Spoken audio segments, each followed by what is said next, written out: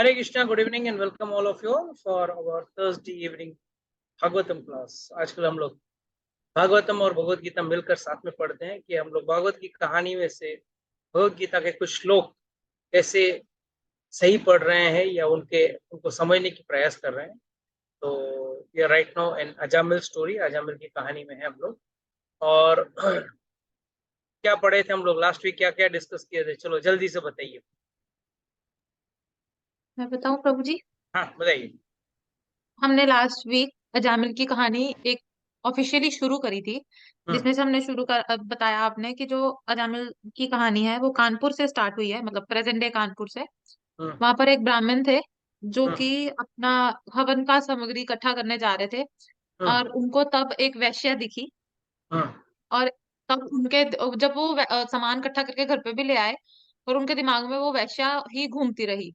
हम्म। और मतलब उनके दिमाग वैश्य में वही वहाँ घूमती रही। वैश्य और वैश्य वहाँ एक एक वैश्य जो थी, वहाँ किसी एक छोटे जात के व्यक्ति, यानी कि जो शराबी होता है ना, वो शराबी हम्म व्यक्ति के साथ भोग कर रही, हम्म और उस दृश्य को देख लिया।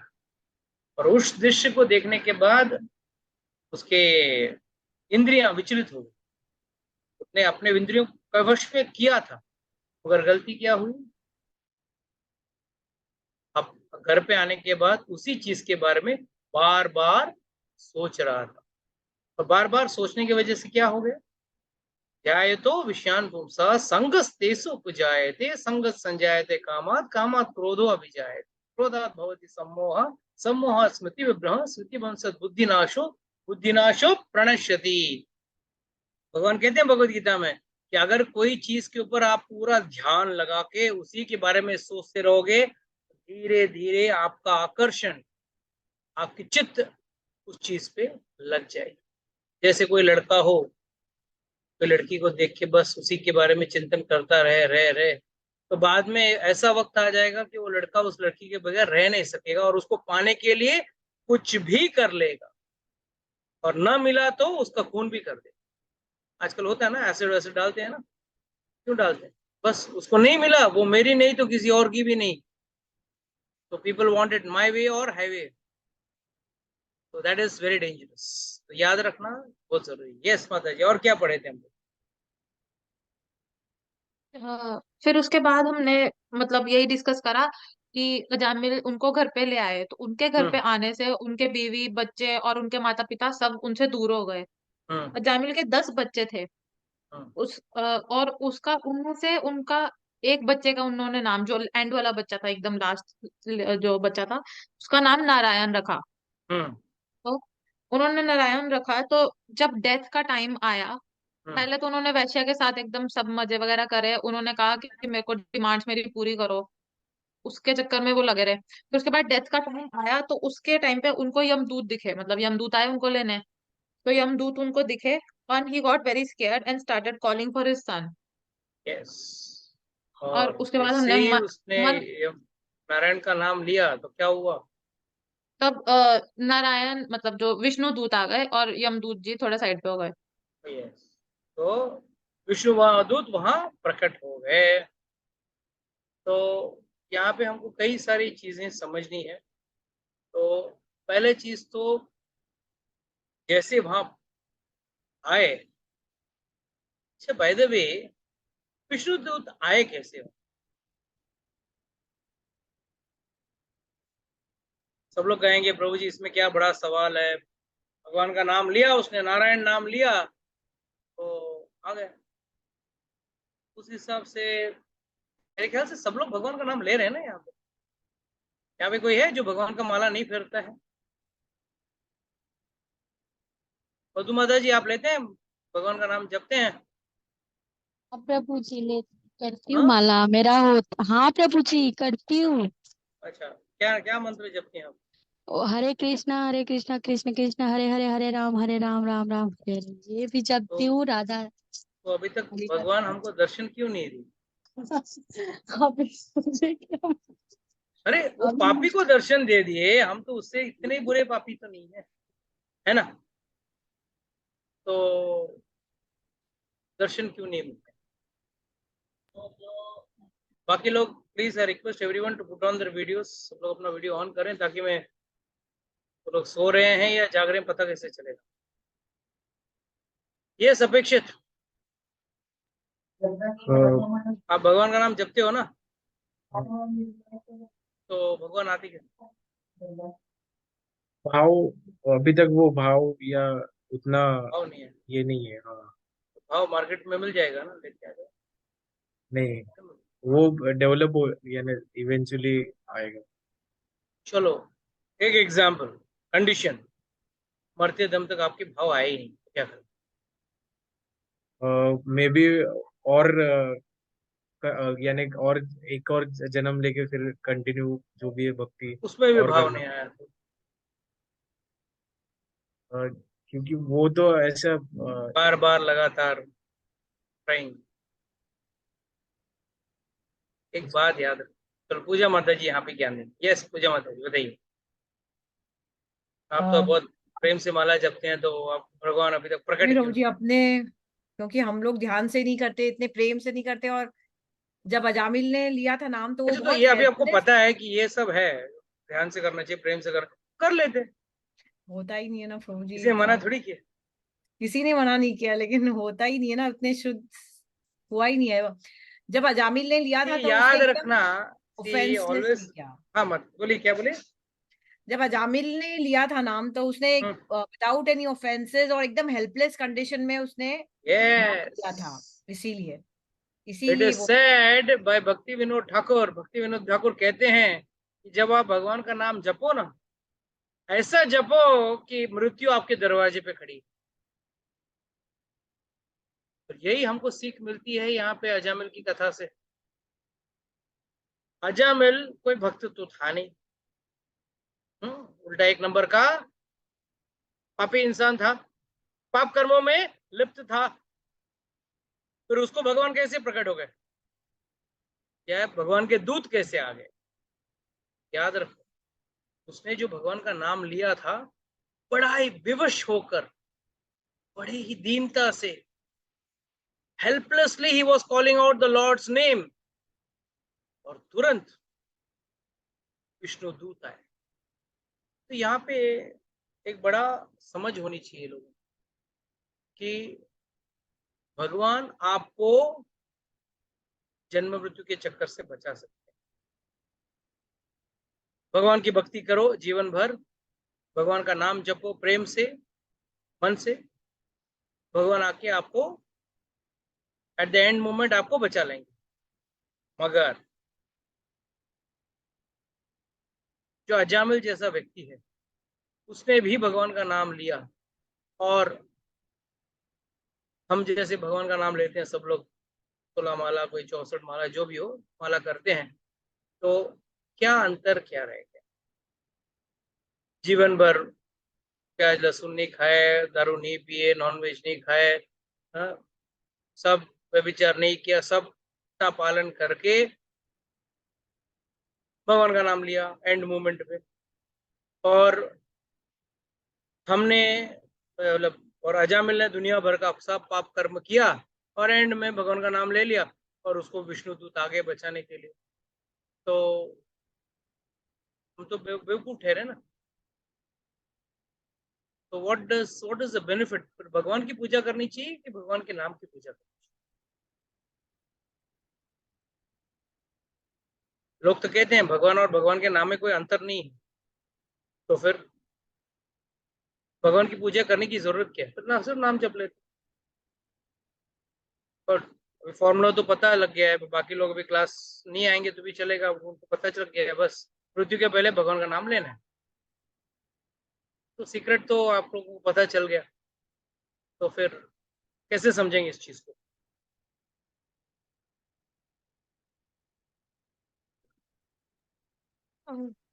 प्रभु जी मैं ट्राई करूं। हम्म। जैसे आप ही ये एग्जांपल देते हो कि जैसे सारा साल पढ़ाई नहीं करी है तो एग्जाम के टाइम पे कैसे आपको एग्जैक्ट क्वेश्चन याद आ जाएगा। हम्म। अगर हमने सारा जिंदगी मतलब सिर्फ वही करा है कि वीडियो गेम खेलें मूवीज देख लें, एंड के टाइम पे थोड़ा ना ये याद आएगा। जैसे अजामिल को भी भगवान नहीं याद आए थे, उसका बेटा याद आया था जिसको उसने सारा टाइम काम तो याद हो गया करा। ना, काम तो हो गया ना उसका। गया ना उसका तो। नाम तो हो गया ना उसका।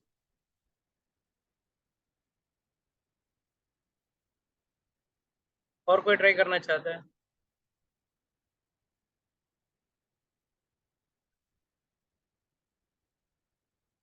याद रखना सबसे बड़ा अंतर, भगवान का नाम अगर जपता है कोई व्यक्ति जो भक्त भी नहीं है, तो भगवान का नाम उसको और एक चांस देता है और एक मौका देता है।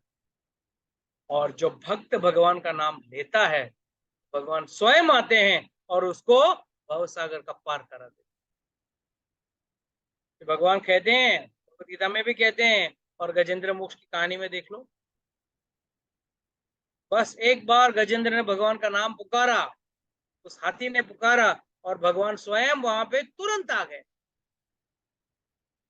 इतने जल्दी जल्दी, तेज तेज, कहते हैं कि उनके कपड़े उनके उतरे उड़ रहे थे हवा में, और तुरंत टच, क्रैश लैंडिंग भी नहीं किया। नजदीक आते ही उन्होंने सुदर्शन चक्र चला के उस ग्रह को मार दिया। याद रख, भगवान का नाम इतना पावरफुल है, बड़ा से बड़ा पापी भी करे तो कम से कम तो मृत्यु लोक में जाने से या मरने से बचा जरूर सकता है। मगर अगर भक्ति भाव से अगर आप करो और फिर भगवान का नाम जपो, तब भगवान स्वयं आके आपको तराए या आपको अपने धाम लेके जाए। भगवान खुद नहीं आए तो विष्णुदूत आके उनको अपना धाम में लेके जाए। That is the major difference. Second, there are 3 shlokas in the Bhagavad Gita 8th chapter which are very very powerful. पहला श्लोक, which is one of the most famous shloka,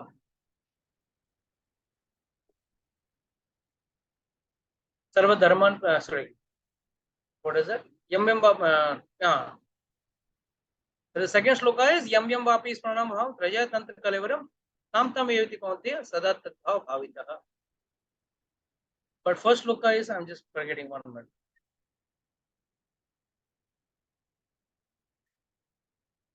On the Bhagavad Gita. अंत काले च मामेव स्मरण मुक्त्वा कलेवरम यह प्रायति समद्भावम यातनात् संशयः. Whereas Lord says अंत काले च माम एकम, माम एव, अंत काले च माम एव स्मरण मुक्त्वा कलेवरम यह प्रायति समद्भावम यातनात् संशयः. भगवान कहते हैं अंत काल में सिर्फ मेरा अगर नाम लेता है तो वो मेरे पास आएगा, इसमें कोई संशय नहीं। तो यहाँ पे अर्जुन का सवाल पूछने के पहले भगवान ने दूसरा श्लोक बोल दिया, बोला मेरा अगर भगवान का नाम याद नहीं आया तो क्या होगा। वेरी सिंपल, अगर भगवान याद नहीं आए कुछ भी प्रॉब्लम नहीं। यम यम वापि स्मरणम भावम प्रजा तंत्र कलेवरम तम तम वेति कौंतेय सदा तद्भाव भावितः. तो भगवान क्या कहते हैं, यम यम वापि, जैसे जैसे आपका जिस तरीके से या जिस भाव से आप जो सोच प्रक्रिया में अपना शरीर छोड़ते हो, उस तरह का शरीर दूंगा मैं आपको। Whatever thought process you are having at the time of death, उस तरह का आपको शरीर दूंगा। And last but not the least, he says, तस्मात् सर्वेषु कालेषु माम् अनुस्मरण युद्ध च मयि अर्पित मनोबुद्धि मामेवसि असंशयः. Now the third verse is very very confusing.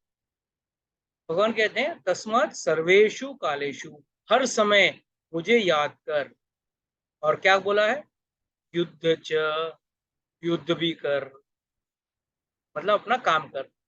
हम लोग तो युद्ध, हम लोग का हमारा जीवन ही एक युद्ध है ना। रोज वो उठो, काम पे जाओ, कमाओ, खाओ, कुछ बचाओ, कुछ ना कुछ प्रॉब्लम आती रहती है। तो what does this mean? This means very clearly that at all times remember me and do your work, and at the end you will come back to me. तो हम ये तीनों श्लोक को थोड़ा स्पेसिंग से समझते हैं। पहला चीज, भगवान को जो अंतकाल में याद करता है वो मेरे पास है, पर ये अप्लाई होता है सिर्फ भक्तों के लिए। जो अभक्त था, अजामिल जैसे अभक्त था, उसको भी भगवान का नाम इतना दयालु है, इतना कृपामय है कि उसको at the last minute, at the time of death, उसने जैसे ही यमदूतों को देख के नारायण का नाम लिया, तुरंत यमदूत विष्णुदूत आ गए और उन यमदूतों को रोक लिया। What does this mean? भगवान का एक नाम लेने मात्र से इतना पावरफुल। एक छोटी सी कहानी बता। एक बार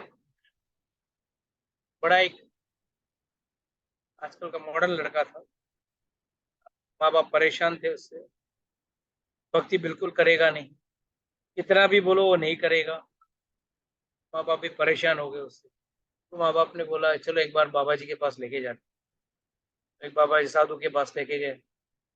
बोला बेटा बाबा जी 2 मिनट बात कर ले।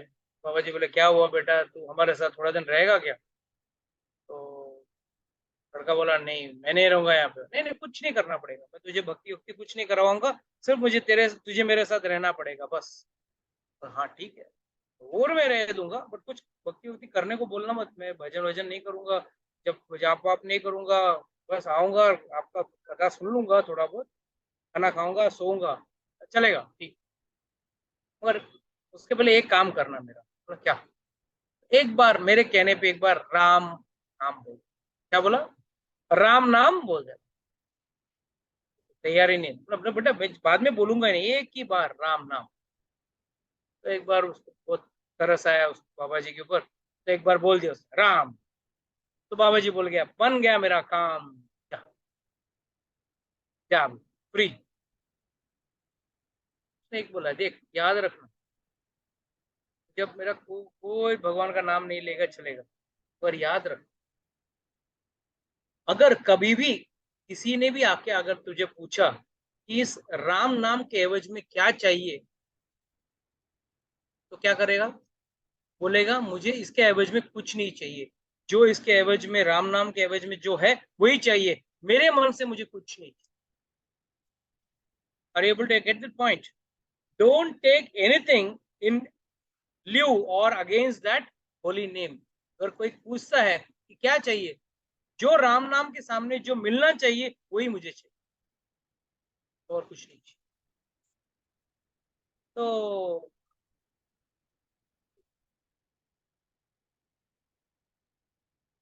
वक्त चला, कुछ साल बाद वो बूढ़ा हो गया, और एक दिन वो लड़का बूढ़ा होके मर गया ऊपर। अजामिल की तरह जीवन जिया उसने, खूब सारा शराब पिया, खूब नॉनवेज खाया, खूब व्यभिचार किया, खूब जुआ खेला, सब गलत कार्य करता रहा। तो चित्रगुप्त ने बोला भाई आपके अकाउंट में तो पाप ही पाप है, एक भी पुण्य नहीं है। तो एक ही दिख रहा है मुझे, गलती से एक अकाउंट में एक आया है पुण्य के अकाउंट में, एक बार आपने राम नाम लिया है, उसके एवज में आपको क्या चाहिए? वो लड़का को याद आया, बाबा जी ने बोला इसके लिए हमेशा बाबा जियों के कथा में जाना चाहिए, नुकसान नहीं, हमेशा फायदे में रहोगे। सत्संग में जाओगे तो हमेशा फायदे में रहोगे, कभी सत्संग में नुकसान नहीं है। तो बाबा जी बोले, तो इसको बोला नहीं मुझे और कुछ नहीं चाहिए, इसके एवज में जो मिलना चाहिए वही मुझे चाहिए। तो चित्रगुप्त ने यमराज को पूछा क्या दें इसके सामने? राम नाम के सामने क्या मिलना चाहिए पता नहीं है, चलो मैं ब्रह्मा जी को पूछता। तो उसको लेके गया ब्रह्मा जी के पास। ब्रह्मा जी को बोला इसने एक बार गलती से लिया है, राम नाम लिया है, उसको क्या मिलना चाहिए? बोला ये पता नहीं, राम नाम लेने से क्या मिलना चाहिए ये पता नहीं, चलो शिव जी के पास जाते हैं। सब लोग शिव जी के पास गए। तो शिव जी बोले मुझे भी पता नहीं कि राम नाम के सामने एवज में क्या मिलना चाहिए। तो ब्रह्मा जी शिव जी सब, यमराज, वो आदमी, लड़का, सब मिलके गए, चलो रामचंद्र जी के पास जाके पूछते हैं, जिनका नाम है उनकी तो पता रहेगा क्या मिलना चाहिए। तो गए रामचंद्र जी के पास लेके गए, बोला आपका नाम लेने से उसको क्या मिलना चाहिए वो दे दो आप। वो देने गए उसको। तो रामचंद्र जी बोले मुझे भी नहीं पता है कि मेरा नाम लेने से क्या दे। सब लोग परेशान, अरे यार कुछ तो बोल, क्या चाहिए, सामने दे देते हैं तुझे और बाद में तेरे को नरक में छोड़ दें। बोला नहीं, मेरे को जो मिलना चाहिए वही मिलना चाहिए, जो एक्चुअली उसका जो ड्यू है वो मुझे मिलना चाहिए। सब लोग परेशान, रामचंद्र जी भी परेशान। तो अब क्या करें? बोला चलो ठीक है, अभी एक काम करो, लड़के को इधर ही छोड़ दो। रामचंद्र जी क्या बोले? तो लड़के को इधर ही छोड़ दो, जब तक तय नहीं करते हैं कि राम नाम के सामने क्या मिलना चाहिए, उसको यही रहने दो, वही रहेगी।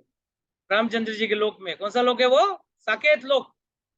साकेत लोक में ही रह गया वो। ऐसे आचार्यगण और एक कहते हैं, बहुत अच्छी कहानी कहते हैं कि एक बार एक लड़का अपने गर्लफ्रेंड को मिलने जा रहा था, और गर्लफ्रेंड मिलने जा रहा था तो बीच में एक छोटा सा नदी, तो रोज नदी पार करके जाता था। एक दिन बहुत जोर की बारिश हुई, बहुत जोरदार बारिश हुई, नदी पूरा फुल ब्रिम तक जा रहा था। कोई नाविक उसको लेके जाने को तैयार ही नहीं था, और जब भी जाता गर्लफ्रेंड को मिलने कुछ ना कुछ तोहफा लेके जाता। और उस दिन ढूंढा ढूंढा, उसको कुछ तोहफा मिला ही नहीं। तो अब क्या लेके जाऊं? एक फूलों का गुलदस्ता लिया उसको और लेके उस नाव में बैठ के जा रहा था। अचानक उसके हाथ से गलती से वो फूल का गुलदस्ता गिर गया पानी में। बोला गिर तो गया, जाने दो। जोर से बोला कृष्ण अर्पणमस्तु। बोला कृष्ण को मैंने अर्पण कर दिया, जा। लिया किसके लिए? गर्लफ्रेंड के लिए। तो डाल दिया किसने? पानी में गिर गया, गिरा गिरा, डाला भी नहीं, गिर गया। उसे क्या बोला? कृष्ण अर्पणमस्तु। बस ऐसे ही जीवन कटा, मर गया। एक दिन ऊपर गया तो बोला भाई तूने तो पूरे जीवन भर पापी किए, तो पुण्य किया नहीं। हाँ एक पुण्य है, तूने एक बार भगवान को एक फूल अर्पण किया है, उसके लिए तुझे 10 मिनट, 5 मिनट स्वर्ग दे सकते हैं। या पहले नरक भोगेगा या स्वर्ग भोगेगा? बोला नरक तो है ही भोगने के लिए, लंबा भोगना है, जीवन भर पापी किया है, चलो स्वर्ग जाता हूँ 5 मिनट। 5 मिनट के लिए स्वर्ग भेजा। स्वर्ग में गया तो स्वर्ग में बहुत खूबसूरत गार्डन था, उसमें देखा बहुत खूबसूरत गार्डन है। छटपट उसका दिमाग में आइडिया है, जाके तोड़ने लगा सब फूल। कृष्ण अर्पणमस्तु, कृष्ण अर्पणमस्तु, कृष्ण अर्पणमस्तु, कृष्ण अर्पणमस्तु। सब फूल तोड़ तोड़ के फेंकने लगा, कृष्ण अर्पणमस्तु, कृष्ण अर्पणमस्तु। 3-4 मिनट के अंदर इतने फूल तोड़ दिए। अरे वो वहां के गार्ड वार्ड आया, रुक रुक, कहाँ, क्यों पूरा गार्डन? नहीं नहीं, मैं कृष्ण को अर्पण कर रहा हूँ, कृष्ण को अर्पण कर रहा हूँ, भगवान को अर्पण कर रहा हूँ। तो इतने में उसके 5 मिनट हो गए पूरे। तो यमदूत आया लेने के लिए। इसने तो अभी इतने फूल भगवान को अर्पण कर दिए, अब तो ये नरक में जाने लायक है ही नहीं, कि भगवान को अर्पण करने से सारे पाप धुल जाते हैं। तो वो हो गया स्वर्गवासी। इसको कैसे असली स्वर्गवासी? तो कहने का यहाँ पे भाव ये है कि कहते हैं कि अंत काल में जो भगवान को याद करता है वो भगवान के धाम जरूर जाता है। जो विष्णु को याद करेगा वो वैकुंठ जाएगा, जो कृष्ण को याद करेगा वो गोलोक वैकुंठ में जाएगा, और जो रामचंद्र जी जो याद करेंगे वो जाएंगे साकेत धाम। मगर समझो हमने जीवन भर ऐसा कार्य किया, हम भगवान को याद ही नहीं कर सकते, एंड ऑफ मोमेंट तक कोई याद नहीं। तो तब क्या होगा हमारा हालत? भगवान कहते यम यम वापिस प्रणम भावम। जैसे जैसे आपका सोच प्रक्रिया है वैसे वैसे मैं आपको एक शरीर दूंगा। अच्छा, अभी समझो जीवन भर आपने बस झगड़ा ही किया, मृत्यु के वक्त भी आपको वही चाऊ चाऊ चाऊ चाऊ। भगवान बोलेगा चलो अगले जन्म में कोई झगड़ा करने वाला जानवर बना दूंगा, कौवा बना दूंगा, काव काव करते रहे।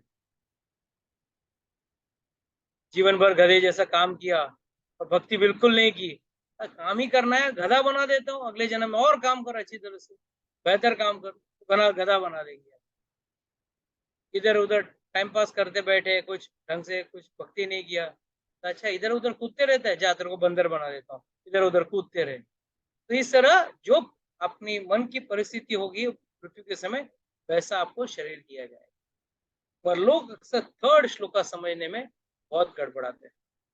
तस्मात् सर्वेषु कालेषु माम अनुस्मरण युद्ध च। भगवान को हमेशा याद करके हम कैसे कार्य करें? जैसे कल निखर एग्जाम लिखने जाएगी तो भगवान को याद करते रहेगी तो आंसर कैसे याद आएगा? How can you remember the answer when you are remembering God? अपेक्षित when your boss comes and tells you, oh come on, give me the report. Sorry, I can't give you the report, I am now thinking about God. Boss बोलेगा घर पे जाके सोच, है ना? तो how will you think? कैसे हमेशा भगवान के बारे में सोचते सोचते कैसे काम करोगे? तस्मात् सर्वेषु कालेषु माम अनुस्मरण युद्ध च। युद्ध करो, युद्ध में सोचो। 1 मिनट भी अगर ध्यान इधर उधर भटक गया तो आपकी जान गई, है ना? युद्ध में 1 मिनट भी ध्यान भटका इधर उधर तो आपकी जान गई। और युद्ध करते वक्त आप भगवान को कैसे याद करोगे?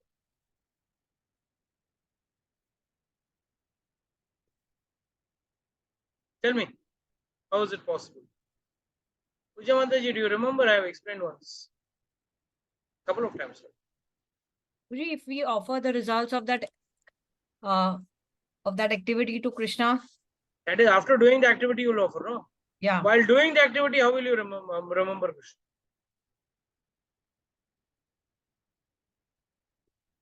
Fruit comes after the activity is over. यहाँ पे भगवान क्या कह रहे हैं? तू युद्ध लड़ते वक्त भी मुझे याद कर। और भगवान क्या कहते हैं? मामेवसी असंशय, उसमें कोई संदेह नहीं, तो मेरे पास आएगा। मई अर्पित मनोबुद्धि, मुझे तेरा मन और बुद्धि मुझे अर्पण कर देना और तू मेरे पास आएगा।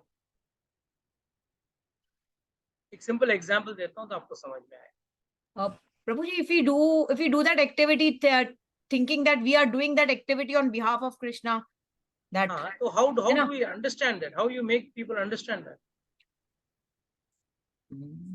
जैसे वो एग्जाम्पल है ना कि जब वो सोल्जर फाइट के लिए जा रहा है तो but he is fighting for the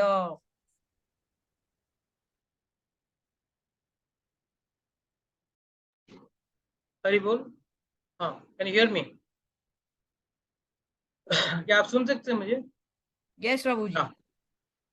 तो the example here is given, specially आप जितनी भी माताएं हैं आप लोग समझ लेना। आप किसी दिन घर काम में बिजी रह गया और बच्चा स्कूल से आता है और कहता है माँ मुझे बहुत भूख लगी है, मुझे खाना चाहिए। तो आप क्या करेंगे? खाना बनाएंगे कि नहीं? या स्विगी जोमेटो से ऑर्डर करेंगे? क्या आजकल भरोसा नहीं, पूछना पड़ेगा। आजकल की माएँ बहुत एडवांस है ना। अच्छा बेटा अभी मंगाती हूँ तेरे लिए। मेरे माँ के घर से मैं यही तो सीख के आई थी, स्पेशलिटी था मेरा मायके में। तो क्या हुआ कि क्या बच्चा आता है, माँ कहता है माँ मुझे भूख लगी है, माँ कहती है बेटा आधा घंटे का समय देना, तेरे लिए बढ़िया खाना बना दे। तो बच्चा बोलता है माँ मुझे बहुत भूख लगी है, मैं भूख से मर रहा हूँ, तूने मेरे लिए कुछ भी नहीं किया। ये बेटा तू मुझे आधा घंटा दे, तुझे फटाफट रोटी सब्जी बना के दे। और उसको टीवी के सामने बिठा देती है, बोले कार्टून देख मैं बनाती हूँ। अब आधा घंटा वो खाना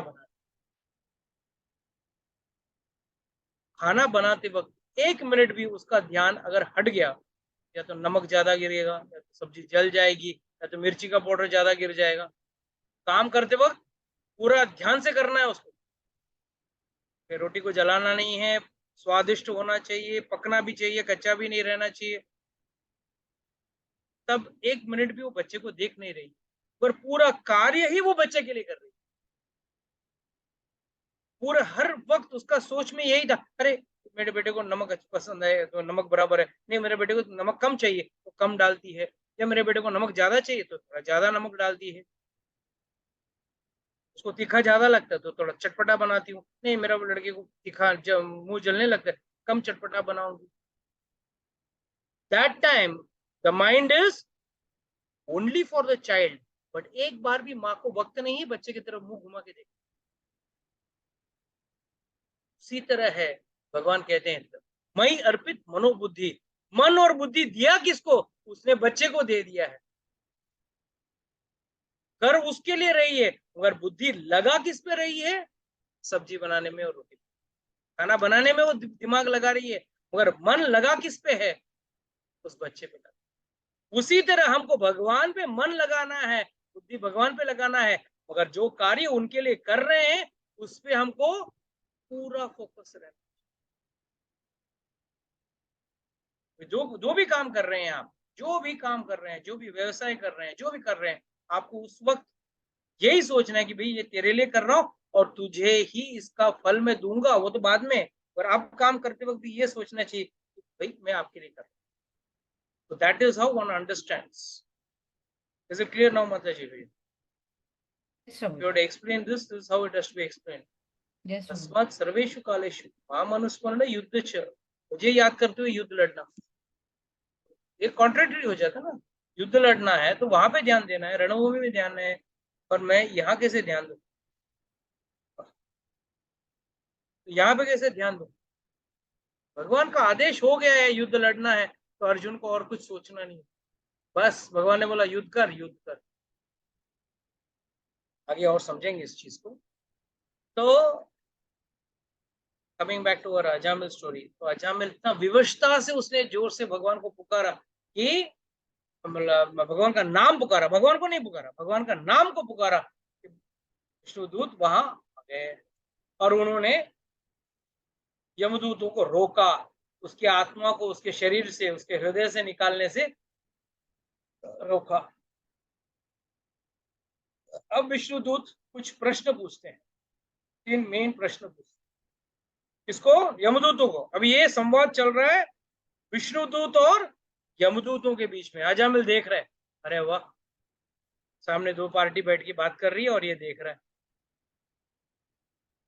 तो पहले पूछता है, विष्णुदूत पूछते हैं, पहला सवाल ये है, what is the meaning of religion and what is the meaning of irreligion? क्या धर्म है और क्या अधर्म है?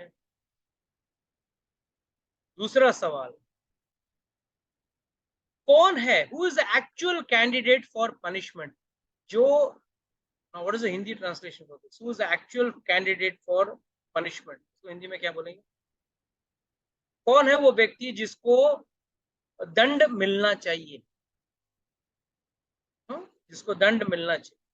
और last but not the least, क्या सभी कर्मियों को, मतलब अभक्तों को, जो कर्म करने में, उनके फल लेने में बैठे हुए हैं, क्या उनको सजा मिलेगी?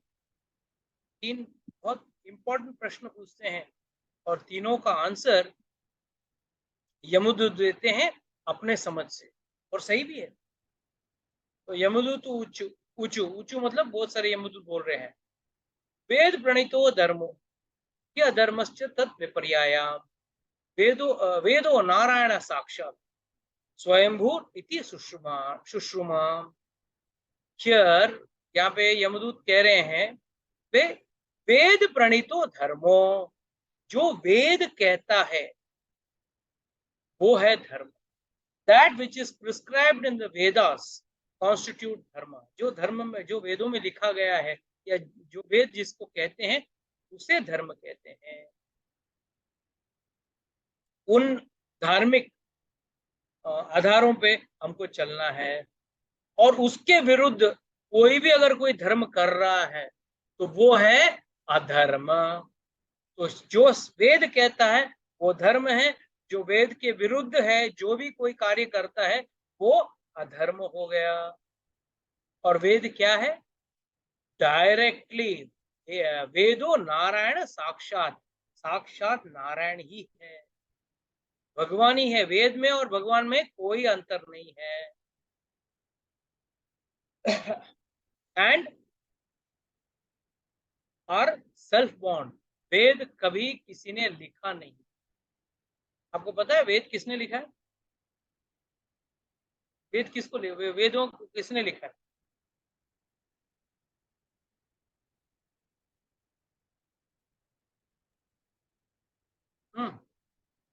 किसने वेद लिखा है? लिखा तो किसी ने भी नहीं है ना प्रभु I ji. can't hear you, Vikshit. A, No, I can't hear you. Hare Krishna. I don't know why I can't hear you. Nikar, Hare repeat. Krishna. Vyas Ah, now I can. Now, क्या बोले व्यासदेव? हाँ, Okay. Nikar, what is your answer? लिखा तो किसी ने भी नहीं है, Hmm. कंपाइल उन्होंने करा है व्यास जी ने। Okay. Very good. प्रभु जी वो the Vedas have come from the breathing of Narayana, Hmm. भगवान के Vedas are eternal. वही वेद और इटरनल, हमेशा वेद रहते ही हैं, वो अनंत हैं, अनंत काल से हैं और उनका कभी नाश नहीं हो सकता है। व्यास देव ने उनको लिखा नहीं, सिर्फ उनको विभाजित किया। पहले एक वेद था, उसको 4 वेद में किया। ऋग्वेद, सामवेद, यजुर्वेद, अथर्ववेद, 4 वेदों में बांट दिया उसको। वेद एक ही थे, इतना बड़ा था। कलयुग के लोग कैसे बेवकूफ है ना। मंद सुमंद मथे मंद भाग्य ही उपद्रता। कलयुग का एक परिभाषा है भागवतम में, प्रायण अल्पायुष्य सभ्य कलवस्मिन् युगे जनः मंद सुमंद मथेयो मंद भाग्यायु उपद्रतः। प्रायण, अक्सर अल्पायु, छोटी आयु में व्यक्ति मर जाता है। जीना चाहिए आदमी को 100 साल, चलो 100 ना सही 80 90 तो जीना चाहिए। 30 20 25 15, आजकल छोटे बच्चे भी मर रहे हैं। तो ये कलयुग में ही होता था। प्रायण अल्प आयुष्य सभ्य, आयुष्य की अल्प है, छोटी है। कलवस्मिन् युगे जना, कलयुग के युगों का ये हाल है। मंद सुमंद मथेयो, बुद्धि 1 नंबर का डब्बू है। किसी को किसी का नंबर याद रहता है? कुछ याद रहता है? कुछ याद नहीं। ऊपर से और चैट जीपीटी भी आ गया, तो बहुत ज्ञान था वो भी गया। तो व्हाट डज दिस मीन? मंद सुमंद मथेयो, मथेयो मतलब माथा, उनका दिमाग। मंद भाग्य, भाग्य भी हमारा इतना मंद है, बस जब हम करने जाते हैं हमारा भाग्य हमको साथ नहीं देता है। चाहे वो शादी हो, ब्याह, घर चलाना हो, या धंधा हो, या नौकरी हो, सब जगह मंद मंद सुमंद मथेयो मंद भाग्य। भाग्य जो है हमारा सबसे मंद है और हमेशा उपद्रव है, ऑलवेज डिस्टर्ब। अच्छे अच्छे यहाँ पे डिस्टर्ब रहते हैं। मतलब क्या भाई, क्या तकलीफ, क्या? नहीं प्रभु जी, क्या है, मन ठीक नहीं है। आजकल कलयुग में ही तो आया है ये डिप्रेशन की बीमारी। किसी युग में था और किसी युग में था। कभी डिप्रेशन सुना था? दादा दादी के नाम से सुना था। आजकल तो बड़ा फैशन हो गया, छोटे छोटे बच्चों को भी डिप्रेशन हो रहा है। जिनको डिप्रेशन का मुंह शब्द भी नहीं पता है, जिनको उसको बोलना भी नहीं आता, उनको भी डिप्रेशन हो रहा है। इसको स्ट्रेस, मैं बहुत स्ट्रेस में हूँ, जैसे कोई मार्केट में से पॉपुलर स्ट्रेस लेके आया हो। अरे स्ट्रेस कहाँ से, हमारे अंदर से तो आया है। ये सब कलयुग का निशानी। तो व्यास देव ने उनको विभाजित किया। बोला उनको पता था कलयुग के लोगों के अंदर इतनी दिमाग नहीं है, इतनी विस्तारता में पढ़ाई करने के लिए। उनको टुकड़ों में करके दे दिया, बोला अभी तो पढ़ लो। हम वो भी नहीं पढ़ते। अच्छा, वो नहीं पढ़ते, ठीक है। तो भगवान उन्होंने क्या किया फिर? इतिहास लिखा। कौन से? रामायण और महाभारत। और रामायण और महाभारत क्या है? वो वेद ही हैं, मगर कहानी के स्वरूप। तो वेद से जो आपको ज्ञान मिलता है वही रामायण और महाभारत पढ़ने से भी मिलेगा। इसलिए हम सबको रामायण पढ़ना चाहिए। तो रामायण पढ़ लो, ठीक है। कलयुग के लोगों के पास वक्त समय नहीं है, ना ही इतना दिमाग है, तो रामायण पढ़ लो। वही वेदों का ज्ञान तो मिल जाएगा, वेदों का सार तो मिल जाएगा हमको। या तो भागवत पढ़ लो, भागवत भी तो क्या है? वेदों का सार है, वेदों का निचोड़ है, वो शास्त्र का निचोड़ है। तो यहाँ पे विष्णुदूत यमदूत कह रहे हैं कि वेद ही भगवान है और भगवान ही वेद है। तो इसके लिए what is the next important point they are mentioning? तो क्या, कौन क्या धर्म है, क्या धर्म है, उसका क्या जवाब दिया उन्होंने? जो वेद से जो कार्य करता है, वेदों के जो रूल्स दिए गए हैं, जो पैरामीटर्स दिए गए हैं वेदों में, उस हिसाब से जो कार्य करता है उसको धर्म माना जाएगा। उसके विरुद्ध वेद अगर कहते हैं कि आपको सुबह जल्दी उठना है और आप बोलोगे नहीं मैं तो रात को 4 बजे सोता हूँ या 3 बजे सोता हूँ, सुबह मैं 9 बजे उठूंगा, तो ये अधर्म है। पता कैसे चलेगा? पता कैसे? यमदूत को पता कैसे चलेगा? चित्रगुप्त को, यमराज को पता कैसे चलेगा? मैंने जो वेदों के विपरीत कार्य किए हैं, जैसे कोई नॉनवेज खा रहा है, कोई शराब पी रहा है, वेदों में तो ये निषेध है, पर फिर भी कर रहा है, व्यभिचार कर रहा है, जुआ खेल रहा है, पता कैसे चलेगा? कौन आगे बताने वाला है? प्रभु जी हमारे हाँ 10 साक्षी रहते हैं, तो बस ही उस है। 10 ही है आई थिंक। आपने कहा था 10 साक्षी होते हैं, सूर्य चंद्र, हम्म, बाकी दिशाएं भी, और पृथ्वी आई थिंक, यानी अरे जितने भी। बहुत सारे साक्षी हैं भाई। सूर्यो अग्नि खम मरु देव सोम संध्या अहनि दिशा काम स्वयं धर्म इति हि एतात् साक्षिणः।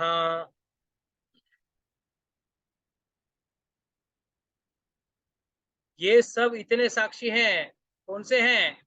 सूर्य भगवान, अग्नि, खम मतलब आकाश, द एयर, हवा, जितने भी देवी देवता हैं वो, सोमा, सोमा मतलब चंद्रमा, संध्या, कितनी संध्याएं होती है? कितनी संध्याएं होती है? 3, 3 या 4। 3 या 4? ओह, हाँ। तो व्यासदेव के भी आगे निकल। अरे प्रभु, तीन तीन संध्या होती है। एक सुबह का, जब रात से सुबह होती है, दोपहर को जब उच्च से नीचे उतरने लगता है, सूर्य दोपहर को नीचे उतरने लगता है, और शाम को जब सूर्यास्त का समय है, वो तीसरी संध्या है।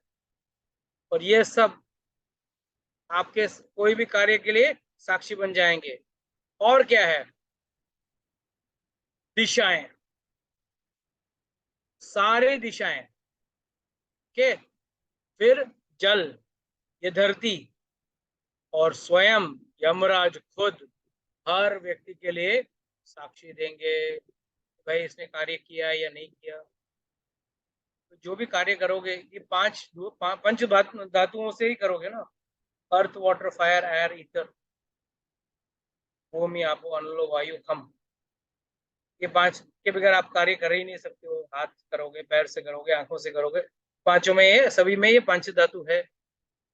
दूसरा, दिन में करोगे या तो रात में करोगे, राइट?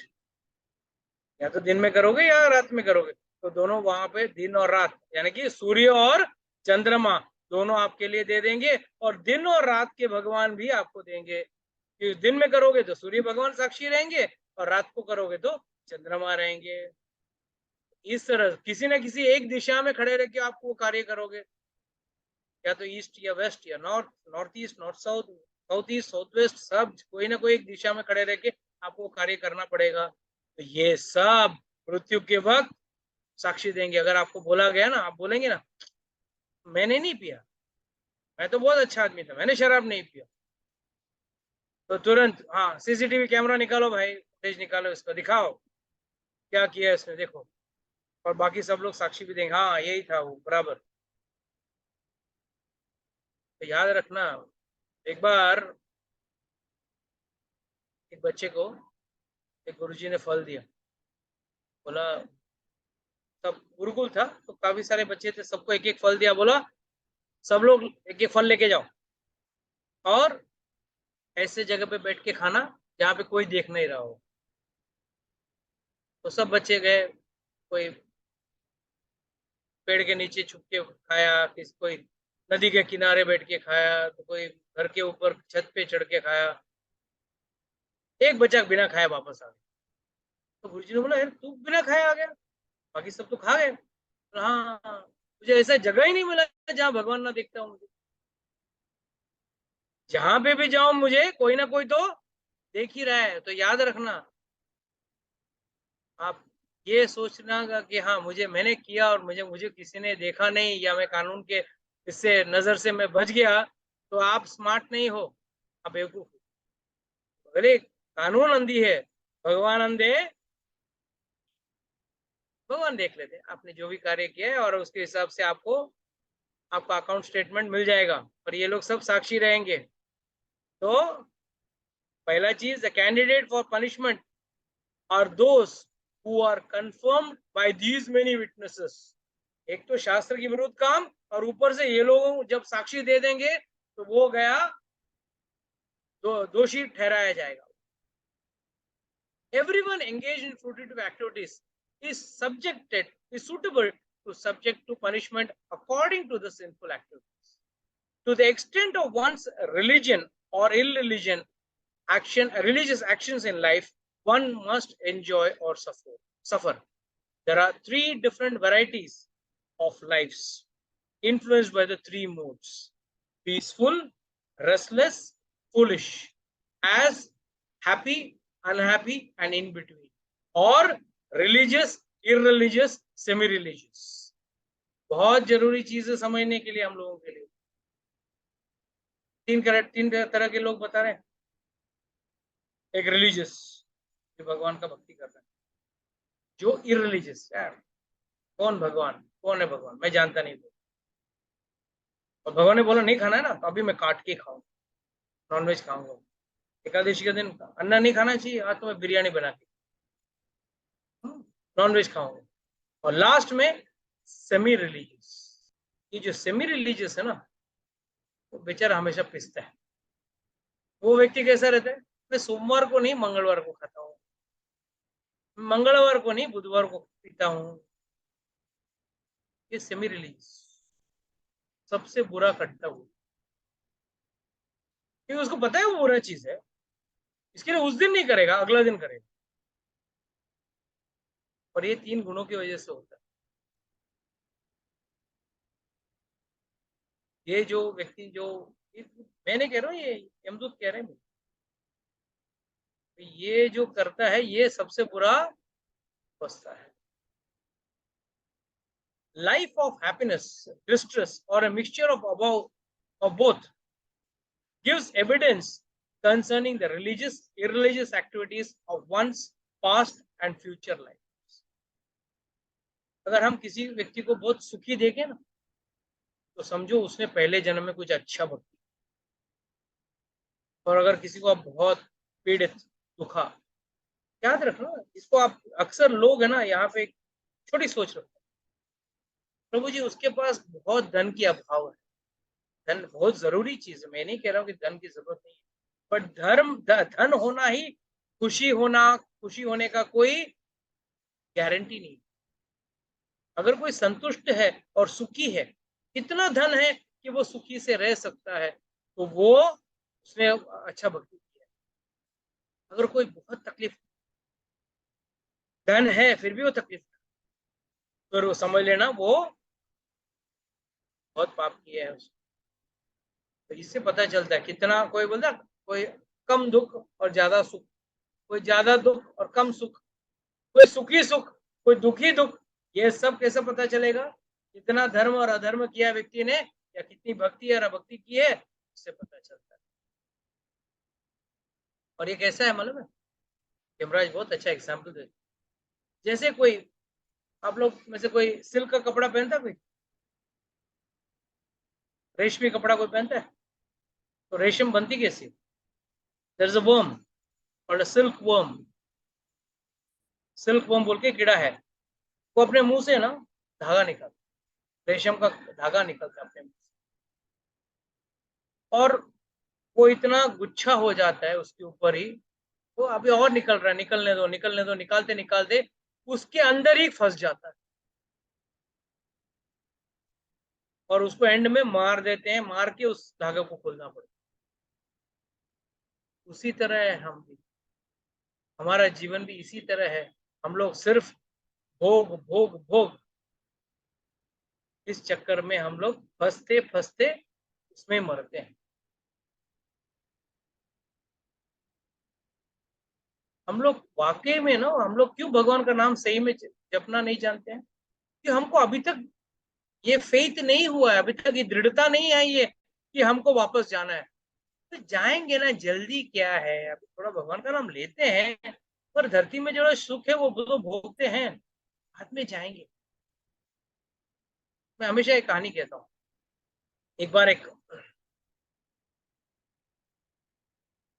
धनी संपन्न व्यक्ति था, काफी अच्छा भक्त था, भगवान की काफी पूजा पाठ करता था और भगवान का नाम भी जपता था। तो एक बार नारद जी देखे, बोले बहुत अच्छा भक्त है यार, भगवान को उसको बुला लेना चाहिए। भगवान के पास गए, बोले भगवान जी आप उसको ऊपर क्यों नहीं बुला रहे, आपका इतना अच्छा भक्त है, बड़ा हमेशा प्रभु जी भगवान हाय हरे कृष्णा सब करते रहते हैं। कई सारे लोग आपको मिलेंगे, चिंता मत करो, जीवन में बहुत सारे लोग। तो भगवान को बोला उसको क्यों बुलाते नहीं? भगवान बोला देख जाके बुला, वो नहीं आएगा, जाके बुला वो नहीं आएगा। हाँ, ऐसा कैसा हो, आप बुलाओ और नहीं आवे, ऐसा हो ही नहीं सकता, बहुत प्यारा भक्त है। अच्छा जाके बुलाओ। क्या? नारद मुनि गए, चलो चलो भाई, भगवान बुला रहे हैं। अरे अब क्या भगवान बुला रहे हैं, आप ऐसा अचानक आके बोलेंगे तो कैसे चलेगा? अब तो शादी किया है, बच्चे छोटे हैं, थोड़ा जिम्मेदारी है कि नहीं, तो निपटा के आऊंगा ना, कुछ वर्षों के बाद आता हूँ, आप जाओ। बच्चे एक बार बड़े हो गए ना, फिर मैं तो फ्री, फिर को मैं आने को तैयार हूँ, मैं तो चाहता हूँ आने के लिए, मैं यहाँ थोड़ी रहना चाहता हूँ। ठीक है। यहाँ जैसे वो नारद मुनि गए, थोड़े बरस के बाद आए,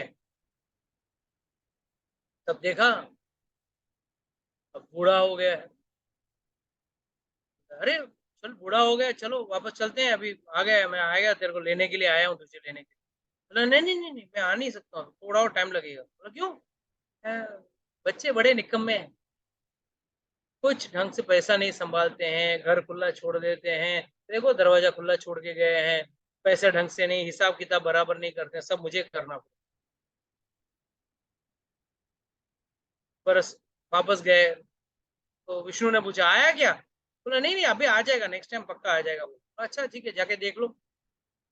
साल बाद वापस गए, देखा तो बुढ़ा दिख नहीं रहा है, इधर उधर ढूंढ के देखा, देखा दीवार पे फोटो लगा हुआ है, हार भी चढ़ा हुआ है। समझ गया नारद मुनि, समझ गया ये तो गया, मर गया।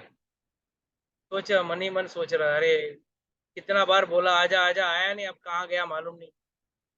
जैसे बाहर निकला, घर के बाहर निकला, बाहर एक कुत्ता खड़ा था, वाह वाह वाह वाह वाह चिल्लाने। तो नारद मुनि ने देखा तो बोला नारद मुनि मैं ही हूँ, मैं ही।